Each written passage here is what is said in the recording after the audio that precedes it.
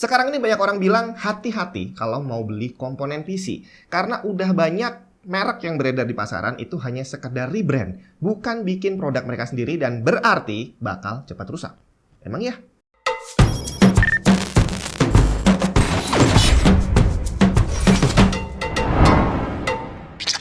Rebrand, menurut TechTarget, adalah menciptakan tampilan dan feel yang berbeda dari sebuah produk atau sebuah perusahaan yang sudah ada. Tujuan utamanya adalah untuk merubah pandangan konsumen terhadap suatu produk atau perusahaan dengan melakukan revitalisasi biar kelihatan lebih fresh, lebih update, dan sebagainya. Proses rebrand sendiri ada berbagai macam cara, dari sekedar merubah nama, merubah logo, habis itu merubah tampilan barangnya, sampai teknik marketing yang nantinya juga akan dibuat berbeda. Nah, dalam dunia PC, hal itu memang benar adalah sesuatu yang wajar digunakan oleh para pabrikan. Jadi intinya rebrand itu kita bukan membuat barang baru atau bukan membuat barang sendiri, melainkan kita pakai barang yang sudah ada, yang sudah diproduksi sama orang lain, terus kita kasih label dengan nama kita sendiri. Dan banyak orang menganggap bahwa rebrand ini adalah suatu kecurangan. Bahwa kita yang melakukan rebrand itu dianggap sebagai orang-orang yang boleh dibilang tidak punya keahlian di bidang itu dan tidak bisa melakukan quality control. Jadi barang yang di rebrand itu otomatis adalah barang yang secara kualitas kurang bagus dan kurang bisa diandalkan. Apakah benar seperti itu? ROG Strix GeForce RTX 4070 Ti OC Edition karena performance belum lengkap tanpa tampilan yang cakep. Memiliki semua yang ada pada RTX 4070 Ti ditambah dengan boost clock yang lebih tinggi, 2790 MHz. Didukung dengan Axial Tech Fan yang memberikan airflow 31% lebih banyak, Massive In Array untuk mengoptimalkan cooling, ditambah dengan diecast shroud, frame, dan backplate untuk memaksimalkan pembuangan panas. Soal tampilan, gak usah ditanya. ROG Strix gitu. Rebrand sendiri jenisnya ada banyak. Jadi ada rebrand yang dilakukan oleh perusahaan yang punya produknya sendiri dan juga rebrand yang dilakukan oleh perusahaan yang lain. Apa maksudnya? Jadi contoh nih ya, ada sebuah perusahaan yang membuat produk GPU yang dikasih nama GPU 250. Nah, setelah 2 tahun GPU 250 itu dipasarkan, ini udah waktunya si perusahaan ini bikin generasi yang baru. Nah, ternyata alih-alih membuat produksi baru, si perusahaan ini malah mengambil si 250 tadi, diganti casingnya, terus namanya diganti menjadi 350 misalkan. Kemudian rebrand yang dilakukan oleh perusahaan lain, saya misalkan punya perusahaan GPU juga, tapi di sini saya nggak bikin sendiri, bre. Jadi saya beli 3000 unit yang GPU 250 tadi, habis itu namanya saya ganti menjadi TNT 50. Jadi akhirnya sekarang di pasaran ada 3 produk yang kita pikir barang yang berbeda, padahal sebenarnya mereka adalah barang yang sama. GPU 250, GPU 330, dan juga TNT 50. Emang boleh ya melakukan itu? Boleh aja, selama kita memang diizinkan sama si pemilik produk. Dan tahukah kamu bahwa dalam dunia PC, melakukan rebrand adalah hal yang sangat lumrah terjadi. Bahkan boleh dibilang hampir sebagian besar produk yang ada di pasaran itu ya sedikit banyak ada unsur rebrandnya lah ya. Dan ternyata juga nih bahwa rebrand itu pada prakteknya bukan hanya sesimpel mengganti casing dan juga mengganti nama. Bahwa ternyata ada banyak sekali jenis rebrand yang dimana di situ akan melibatkan juga quality control yang berbeda-beda di setiap perusahaan. Salah satu komponen yang paling banyak di rebrand adalah power supply atau PSU, di mana sebagian besar PSU yang ada di pasaran itu boleh dibilang rebrand sih, karena pabrikan power supply itu nggak banyak, bre. Dan di sini ada beberapa istilah yang kita harus pahami dulu. Yang pertama adalah OEM, Original Equipment Manufacturer. Tapi ini nggak sama dengan OEM yang kamu kenal di online shop, di mana orang jual headset OEM, jual sepatu OEM, malah itu KW. Dan yang OEM di sini bukan berhubungan dengan KW-KW-an tadi. Definisi OEM yang benar ada 2. Yang pertama, suatu perusahaan yang mendesain dan memproduksi barangnya sendiri. Kalau dalam dunia power supply, contohnya adalah Enermax. Definisi kedua adalah memproduksi dan mendesain barangnya sendiri, termasuk memproduksi barang milik brand lain. Dan dalam dunia power supply, contohnya ada FSP, HEC, dan Seasonic. Jadi kalau misalkan nanti kamu di pasaran nemuin ada lebih dari satu power supply yang ternyata waktu kita cek speknya itu sama persis, tapi kok secara brandnya kok namanya beda, itu bukan berarti salah satu atau salah duanya adalah bajakan. Bisa jadi mereka adalah barang yang sama-sama rebrand dari FSP contohnya. dan ini dilakukan secara resmi. Kemudian setelah OEM ada lagi perusahaan jenis kedua. Jadi dia bisa mendesain, bisa bikin spek yang bagus, dan bisa dia untuk mengontrol kualitinya, tapi dia nggak bisa memproduksi sendiri. Jadi semua desain, terus habis itu barang apa aja komponen yang harus terpasang di dalamnya, terus bagaimana nanti outputnya dan segala macam, itu sudah dibuat sendiri sama perusahaan tadi. Tinggal untuk produksinya diserahkan ke perusahaan lain. Dan yang melakukan ini contohnya Be Quiet, Silverstone, Corsair, dan sebagainya. Jadi dari sini kita udah tahu bahwa ternyata brand-brand besar di power supply sekalipun, termasuk Asus, MSI, Gigabyte, dan segala macam, mereka masih melakukan rebrand. Tapi secara desain dan quality control setelahnya, semuanya punya standar sendiri-sendiri. Cuma di sini yang agak susah untuk kita tahu adalah bagaimana rebrand yang memang itu mereka bikin desain sendiri, atau sebenarnya desainnya udah dibikinin sama produsennya.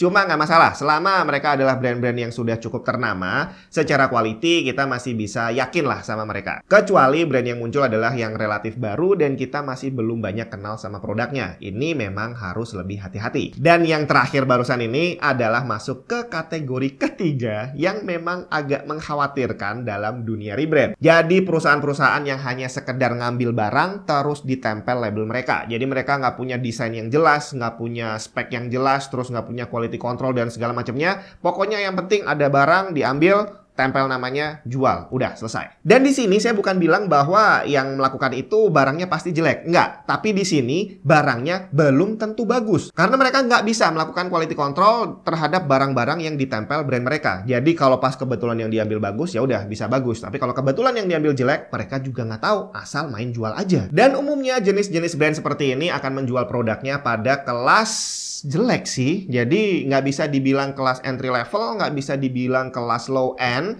Karena kalau buat saya, entry level dan low end itu adalah barang-barang yang memang secara kualitas udah jelas, diproduksi dengan quality control yang bagus, tapi memang diarahkan untuk pasar murah. Jadi secara komponen memang nggak bisa pakai yang terlalu bagus, tapi secara kualitasnya memang sudah dikontrol dengan baik. Sedangkan barang-barang jelek adalah barang yang lebih rendah lagi dibandingin entry level dan low end, di mana secara kualitas kita nggak tahu apa yang terpasang di situ dan bagaimana performance-nya nanti. Dan biasanya memang harganya jauh lebih murah dibandingin kelas entry level. Dan kalau dalam dunia power supply, yang biasa kita lihat adalah power supply yang masang label 80 plus palsu, terus habis itu ngasih pasang label kapasitas tapi nggak sesuai. Jadi di situ tertulis tipenya adalah TNT 500, tapi ternyata ada tulisan kecil di bawahnya kapasitas asli adalah 300 watt. Terus apa maksudnya dia ngasih nama TNT 500 kalau kapasitasnya cuma 300? Ini adalah praktek yang cukup menyesatkan untuk orang-orang yang awam dalam dunia komputer. Dan satu lagi nih, masalah sertifikasi kayak 80 plus, Cybernetics, dan segala macam, itu hanya berlaku untuk satu brand. Jadi misalnya nih, saya pengen nge-rebrand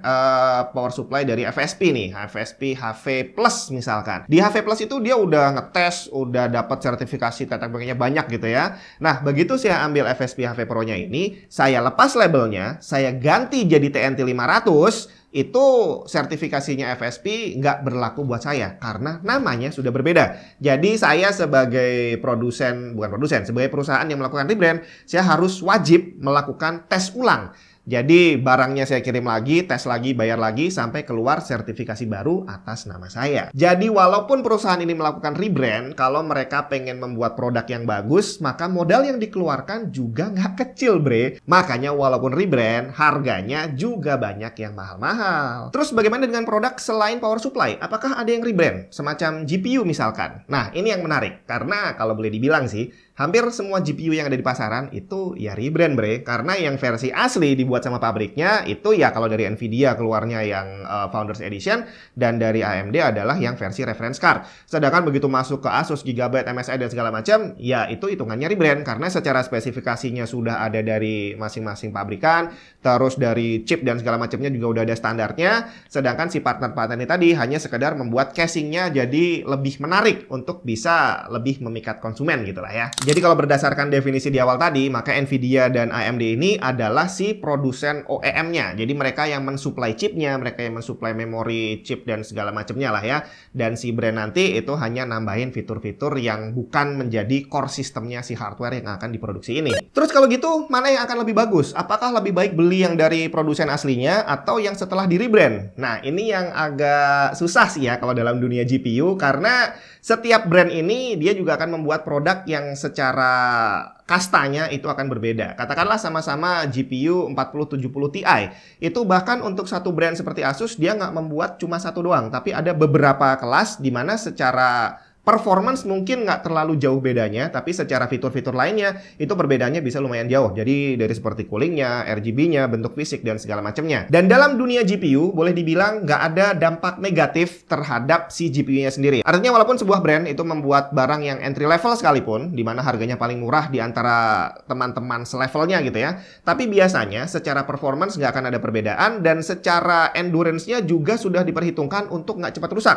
Walaupun dibilang yang versi murah itu panasnya lebih tinggi, tapi dia tetap dalam batas aman selama kita menggunakannya dengan aman. Dan hal ini berbeda dengan power supply. Di mana power supply, kalau sampai dia kualitasnya nggak bagus, dia bisa mengancam kesehatan hardware yang lain. Tapi di luar yang tadi udah saya sebutin, ada satu jenis rebrand lagi yang menurut saya ini boleh dibilang kecurangan. Dan ini adalah yang tadi di awal saya sebutin, ada perusahaan yang bukan merilis produk baru generasi baru, tapi nyomot barang mereka sendiri yang lama, diganti labelnya seolah-olah dia adalah generasi yang baru. Apakah ada? Ada, bre. Nvidia contohnya pernah melakukan hal kayak gitu. Dan ternyata selama sejarah komponen komputer ini udah terjadi bukan cuma satu kali. Jadi udah ada banyak kali pabrikan GPU melakukan kecurangan seperti itu. Mereka bukan buat generasi baru, tapi ngambil generasi lama dan diganti namanya seolah-olah baru. Cuma seharusnya hal ini sudah tidak bisa terjadi lagi sekarang, karena umumnya saat ini kalau ada generasi hardware yang baru, mereka bukan cuma menawarkan nama yang baru, tapi menawarkan teknologi baru. Jadi contohnya kayak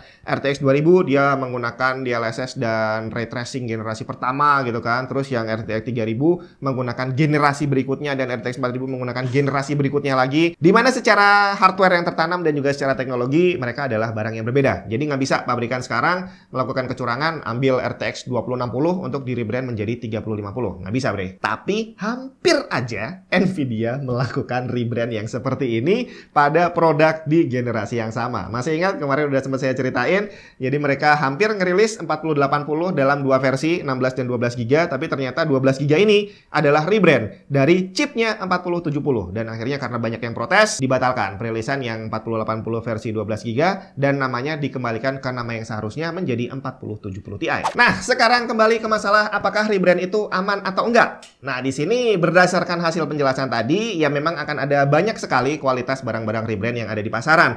Tapi yang pasti secara umum rebrand itu adalah sesuatu yang sangat banyak dilakukan oleh produsen gitu ya. Bahkan boleh dibilang hampir semua produk yang ada di pasaran itu pada dasarnya ada sedikit banyak unsur rebrandnya. Dan para pemilik merek ini, mereka punya nama baik yang harus dijaga. Jadi walaupun mereka melakukan rebrand, biasanya sih mereka sudah melakukan juga quality control dan segala macamnya untuk memastikan bahwa produk yang dipasarkan itu kualitasnya sesuai dengan yang diharapkan oleh konsumen. Jadi hati-hati dengan brand yang belum punya nama baik. Saya nggak bilang bahwa mereka pasti jelek, enggak. Mereka hanya belum terbukti bisa menjadi brand yang bisa dipercaya. Jadi kalau memang pelan-pelan nanti orang-orang yang melakukan rebrand ini rajin melakukan marketing dan mereka juga yakin dengan produk mereka dan bisa memasarkannya dengan baik, maka tidak menutup kemungkinan mereka akan menjadi pendatang baru yang punya kualitas yang bagus juga. Dan selalu ingat bahwa dalam dunia komputer, ono rego, ono rupo, ada harga, ada kualitas. Jangan pernah kamu mengharapkan beli barang murah tapi punya kualitas yang bagus banget.